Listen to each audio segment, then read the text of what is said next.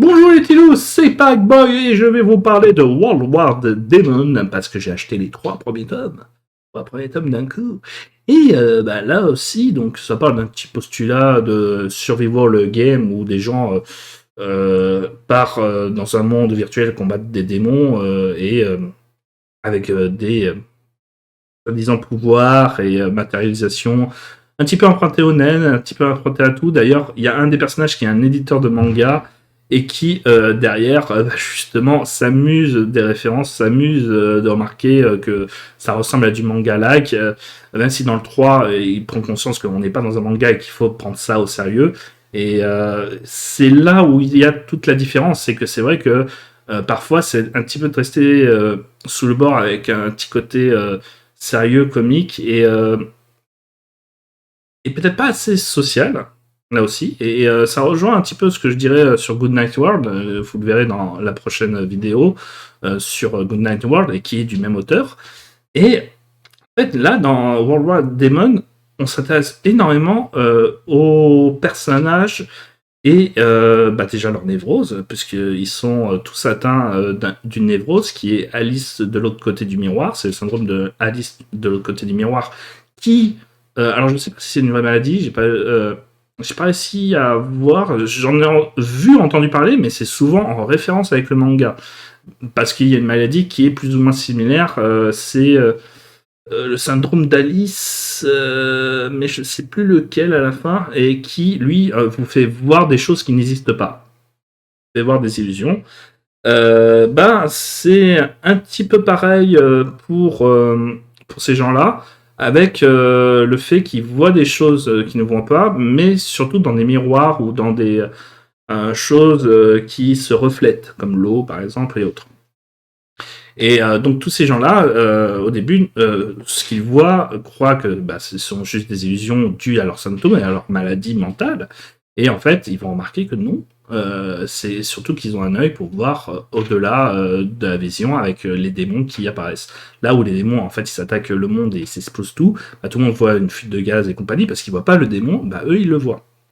Et derrière, comme je vous l'ai dit, donc ça rajoute en plus le côté social cru. D'ailleurs, c'est ça qui est étonnant.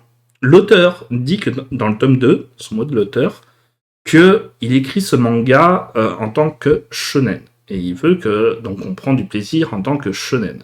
Et shonen, c'est fait pour les adolescents, 13-18 ans. À contrario du seinen, qui est pour les adultes. Je vais pas vous mentir, mais ça parle de sujets crus, comme la paix.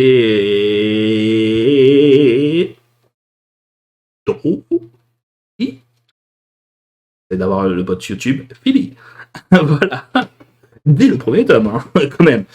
Sans compter, quand même, j'ai trouvé ça touchant. Il y a un autre des personnages, enfin l'héroïne déjà principale, donc, qui est une fille de 11 ans, et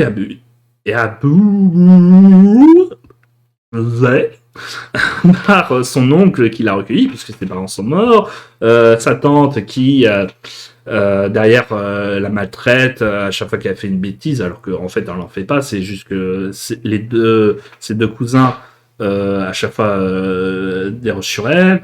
T'as l'autre qui se tuait son moineau, qui est son seul ami. Et voilà, et donc il y a vraiment un côté très très cru sur son histoire. Je pense aussi à l'autre qui, en fait, a sa petite amie qui est dans un miroir et qui peut jamais toucher. Et en fait, c'est super bien traité cette mini-histoire parce qu'au début, on croit que c'est une vraie fille, c'est juste que elle a peut-être été abusée ou autre et elle veut pas faire l'amour et tout ça. Et lui, ça lui convient qu'il lui fait pas ni l'amour ni qu'il se touche et tout ça. Et à la fin du chapitre, on découvre qu'en fait qu'elle n'existe pas, qu'elle est juste dans sa tête, puisque maladie. C'était vachement bien fait et super touchant. Et c'est là où je trouve qu'il a une très très grande force et qu'il devrait plus traiter, parce qu'il traite beaucoup des univers de science-fiction, mais derrière il leur ajoute un petit côté social, un petit peu comme Sonotion d'ailleurs dans l'idée, et qui ne me déplaît pas. Bon, bien entendu, c'est pas du niveau de Sonotion, vous attendez pas non plus à quelque chose de méta, fantasmagorique et chef-d'œuvre et tout ça, mais derrière ça donne un petit plus à l'histoire parce que je trouve ça juste. Je trouve ça juste et les histoires qui arrivent et les différentes histoires qui arrivent sont pas des clichés des personnages qu'on peut voir dans des survival games. À la cause, ça les rend plus humains. T'as le prisonnier, par exemple, qui, je pense, cache une certaine homosexualité. Non, je crois que c'est dit déjà. Je crois que c'est dit dans le tome 3. J'ai un doute, mais il y a un dialogue qui le dit. En tout cas, donc c'est très très vite suggéré. T'as une nana qui, elle, souffre de nymphomanie. Même si je trouve que le traitement de sa nymphomanie est un petit peu trop exagéré. Tu sens que c'est un petit peu pour du fanservice, mais dans d'autres passages, et dans son traitement et son flashback, je trouve que c'est très très bien fait. Par contre, donc, le seul bémol que je pourrais dire, c'est que d'ailleurs cette œuvre a été faite avant Goodnight World, et donc les dessins, surtout au début, sont pas très très beaux.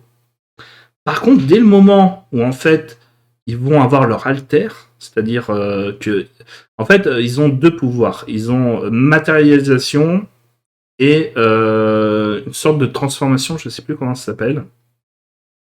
Et ça les transforme un petit peu en sorte de démons qui combat les choses. Et je trouve que quand ils sont déguisés en démons, les personnages qui avaient un aspect un petit peu banal, un petit peu froid et qui faisait que justement le dessin n'était pas très très beau, est carrément dantesque dans les passages où ils affrontent les démons. Et que je trouve largement meilleur et beaucoup plus expressif, en tout cas. Ça donne un petit côté peut-être effectivement plus fantastique à ce moment-là. Désolé des portes, mais les gens s'amusent. C'est fort les portes, dehors de chez moi, dans mon rôle d'entrée. Qui pourrait peut-être paraître légèrement hors sujet par moment, mais comme je vous l'ai dit, ça permet d'avoir véritablement des beaux dessins à ce moment-là du récit. J'ai vite fait regarder sur Notation, c'est 11 tomes pour avoir l'ensemble de la série. Et de ce que j'ai compris, les 3 premiers tomes sont dantesques, et c'est pour ça que donc je suis moi aussi très excité par lire la suite. Mais tout le monde était d'accord pour dire que justement, après ces 3 tomes, ça baisse en qualité. Donc attention, je ne sais pas encore qu'est-ce que ça vaut dans sa totalité. Est-ce que la fin sera aussi bien, la suite sera aussi bien? Mais pour moi, ces 3 premiers tomes sont véritablement très surprenants. En plus, dans la collection What the Fuck manga de Asuka, je regarde. L'éditeur, c'est bien Asuka. Ah non, Akata. Voilà. Mais derrière, véritablement, en fait, ce qui fait la grande force de ces personnages, c'est la névrose de tous les personnages qui est traitée de manière très très juste, je trouve. Et la cruauté qui en ressort, d'ailleurs, à travers justement certaines situations percutantes. Et je pense que derrière, les jeunes adolescents qui ont des pertes de repères, qui ont des traumatismes, je vous recommande de lire ce manga. Non pas parce que justement ça va vous permettre de souffrir devant ce manga, mais de vous dire que vous n'êtes pas seul et que quelqu'un peut vous comprendre de manière très très juste. Et ça pourrait peut-être vous aider à vous faire du bien et tout. Même si, encore une fois, cette lecture peut être aussi très très choquante et étonnamment, donc c'est un shonen, donc destiné aux jeunes adultes et adolescents. Ce qui est étonnant, mais encore une fois, en plus il y a des passages qui sont légèrement gore, hein. Il y a parfois des jeux qui vont éclater, par exemple, hein, donc voilà. En même temps, ils affrontent des démons dans un univers où en fait ils peuvent être décapités, ils peuvent être tout ce qu'ils veulent, ils peuvent même être tués, de toute façon ils ressuscitent tant qu'ils utilisent leur pouvoir. Donc c'est pas comme Gantz où dans le monde virtuel ils meurent dans la vraie vie. Par contre, c'est en utilisant trop leur énergie que dans la vraie vie, ben, ils peuvent mourir, mais en fait, en gros, il y a une contrepartie, c'est que, étant donné que bah, ceux qui a créé ce monde et qui veulent combattre les démons et qui gagnent contre les démons, bah, au lieu de faire tuer leur Alice, comme ils les appellent, eh ben, ils préfèrent faire tuer leurs proches à eux, s'ils utilisent trop fort. Et c'est pour ça que l'héroïne va vraiment se mettre dans une colère noire et vouloir tuer tous les démons à la place de tout le monde. C'est que derrière, bah, ça va permettre de lui tuer tous ses proches. Donc son oncle, sa tante, tous ceux qui les martyrisent et qui la détruisent mentalement. Et ceci explique, là encore, donc un traitement et une justification par rapport au fait qu'elle est plus forte et qu'elle apprend plus vite, tout simplement.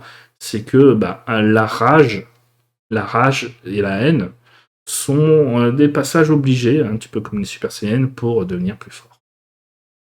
Donc je vous recommande vivement de lire ce petit manga qui paye pas de mine de rien, à voir si ça reste toujours aussi bien. Allez, salut!